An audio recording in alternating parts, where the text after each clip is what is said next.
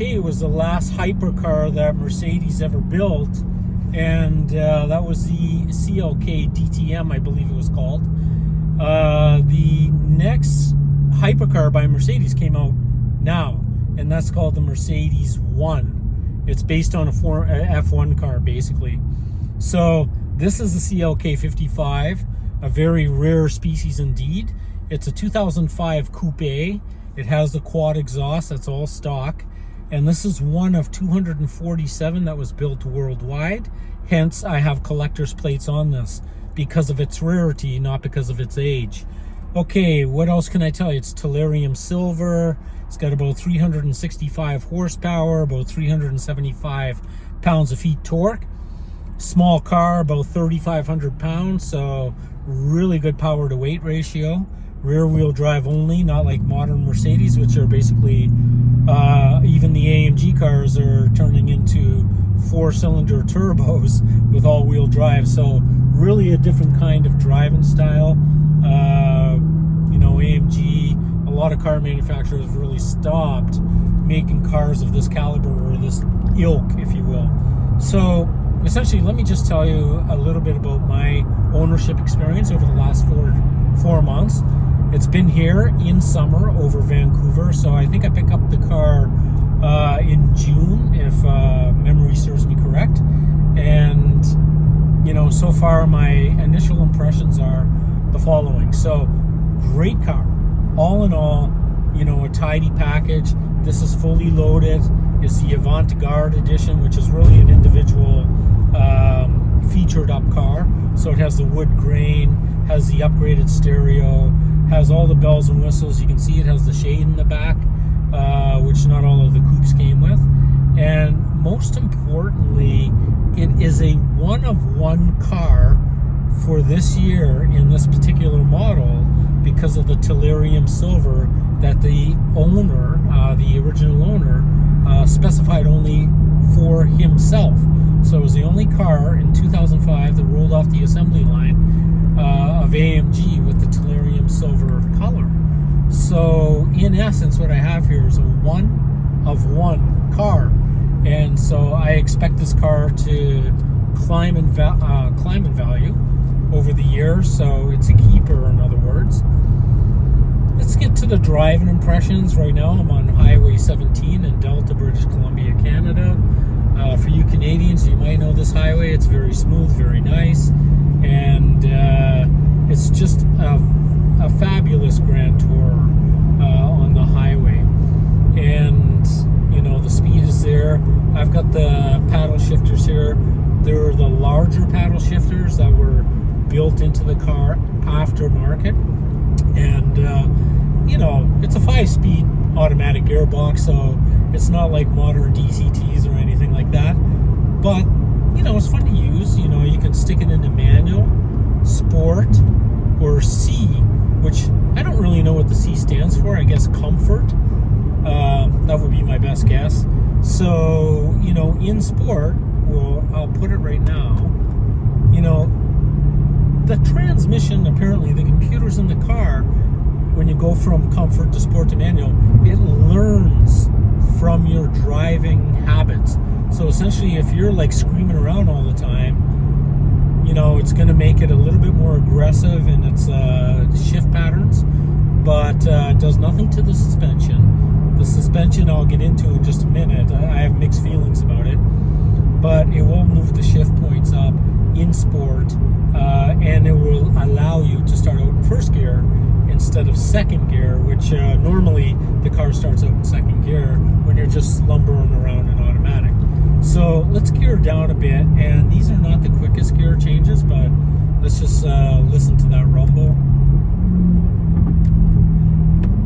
And you get that popping sound, which is so amazing with this engine. So let's just give it a little bit of pedal to the metal here. Yeah, you know, like right away, I'm up to the rear bumpers of the Teslas ahead of me, which are also very powerful cars. But I can't hear them. So here we go, they're getting our side. So just letting her rip here. Definitely, like when I look at the speedometer,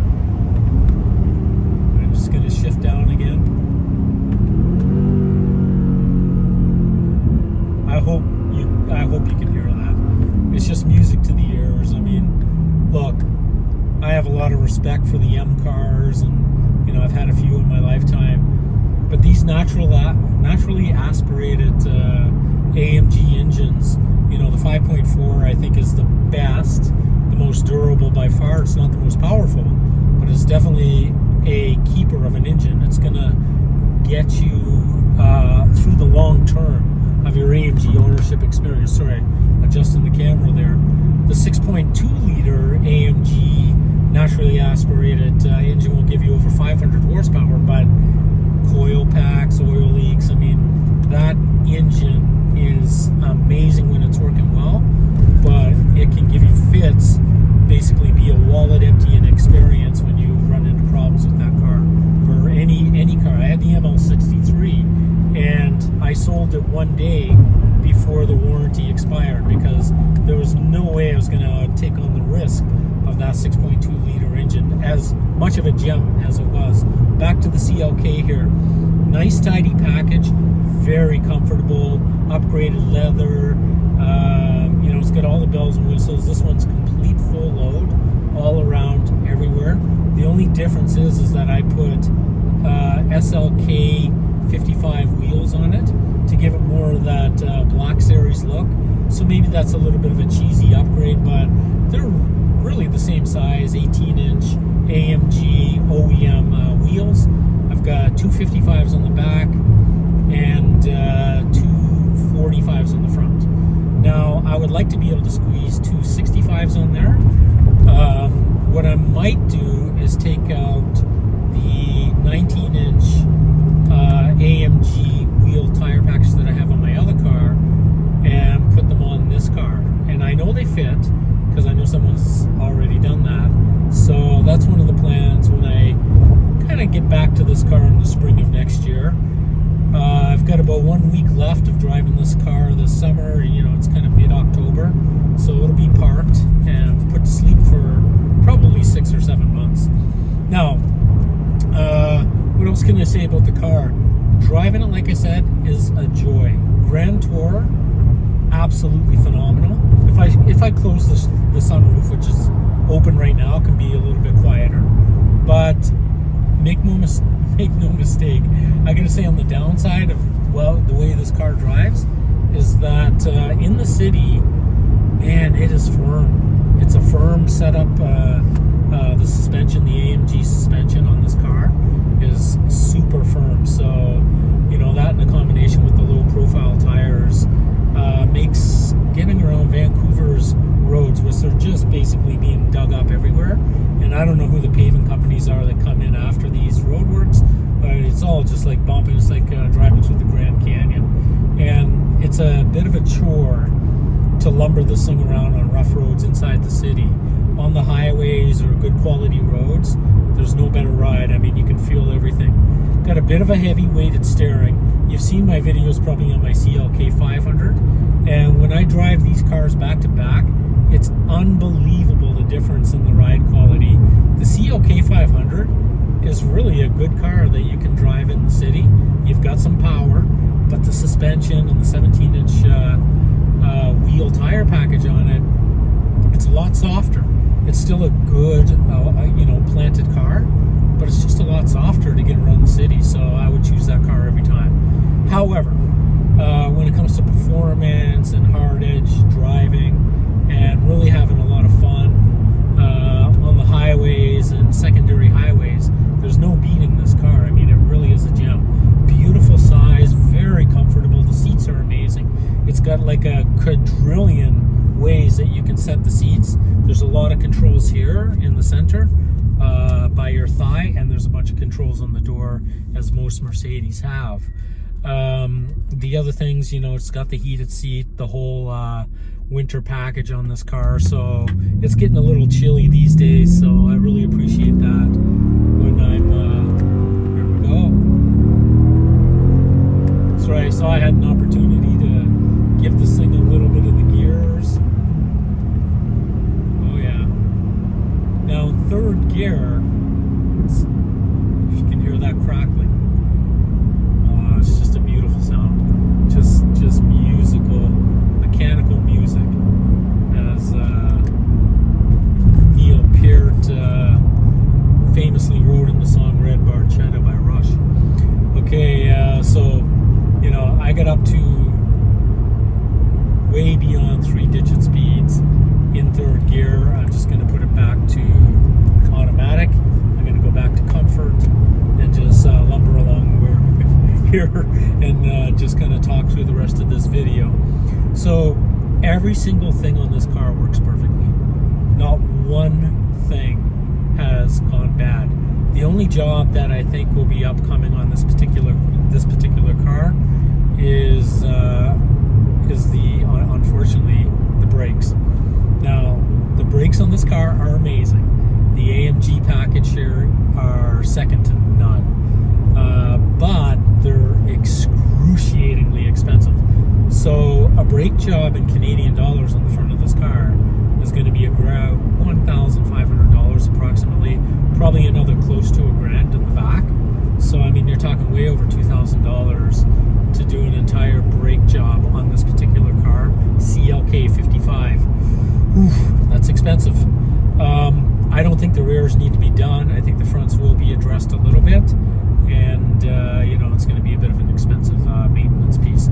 However, what I would say to anyone who buys any kind of cars that are high-end, mid-2000s, M cars, AMG cars, S cars from Audi, to stay on top and way ahead of your maintenance schedule.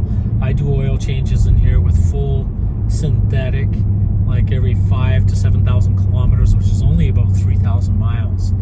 And I keep all the liquids, all top level liquids, fluids, all changing all the time. Now, I mentioned earlier that I parked this car for long periods of time, and the bottom line is what I'll do is I'll do an oil change right before parking it, and then as soon as I break it out in the summer, I'll drive it for maybe a couple of 100 kilometers and do another one. Because fluids, even though they're sitting, especially under extreme temperature changes, they can degrade over the long term.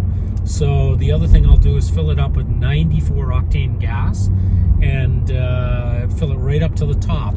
That way you don't have a lot of air going into the gas and basically poisoning the gas, so to speak. The other thing, car cover, absolutely obligatory. What I do is I will unplug the batteries, and the battery, this one only has one battery. I unplug the battery, take it out of the car, and plug it into a battery tender in my house. So when I come back, I just hook the battery back up, and everything should spring back to life. So far, I mean, look, I've driven it about 2,000, maybe 2,500 kilometers, and I've got nothing but great things to say about this car. I'm really happy I bought it. CLK55 2005 model. It was the only model that they made in that era with the quad exhausts on the back. All the convertibles, none of them have them. Some people will put them on aftermarket, which is a smart idea. I think it just makes for it's just so much nicer. And but this one is stock, so I'm posting pictures as I'm talking here. Nothing but good things to say, except for lugging it around in the city. That is the worst part of the car. It's got a very stiffly sprung suspension, and it's not comfortable driving it around the city. I see there's a lot of police out today, and I'm gonna be careful here. I'm just gonna enter a big bridge, and just gonna get into heavy traffic here, even though it's a Sunday. 2,500 kilometers. I did drive it from Vancouver to the South Okanagan, which is a desert in southern British Columbia, Canada, and it was flawless. So it was just a perfect GT car. I took Highway 3, which is a very windy road that takes you through the Rocky Mountains, which this car, yeah, you could feel the heaviness to the steering, and it's not light on its feet like a Miata or an RX-7 or 8. It's not that kind of car.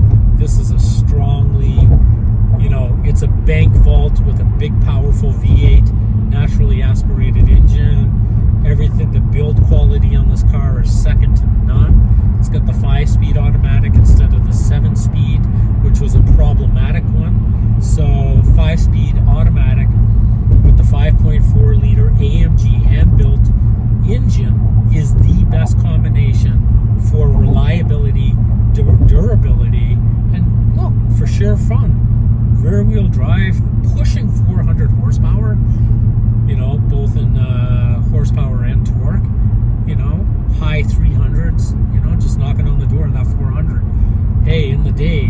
was no joke. The M3, built at the same time as this car, was 333 horsepower and about 276 pound-feet torque. So, I mean, the numbers just completely night and day. And this was an expensive car. I saw the MSRP sticker on it. It was $81,000 US dollars. $81,000 US dollars for this particular model. Now, it's an individual model, so the person probably paid 10 grand over. So in today's dollars, I'll put it up on the screen here. Listen, nice to be with you guys. I'll have more time with the car next spring. Come back with a full review again. And in the meantime, please, you know what to do. Subscribe. Give me a thumbs up, please, and I'll have more videos about this car. I have taken some stock video and photos. I'm seeing a really old 1957 Mercedes drive by me on the highway here. What a cool car. Anyway, subscribe, give me a like, and I'll be in this car for the next several years, and looking forward to bringing you all the nuanced reviews on the channel here with you. So thanks for joining me, and have yourself a beautiful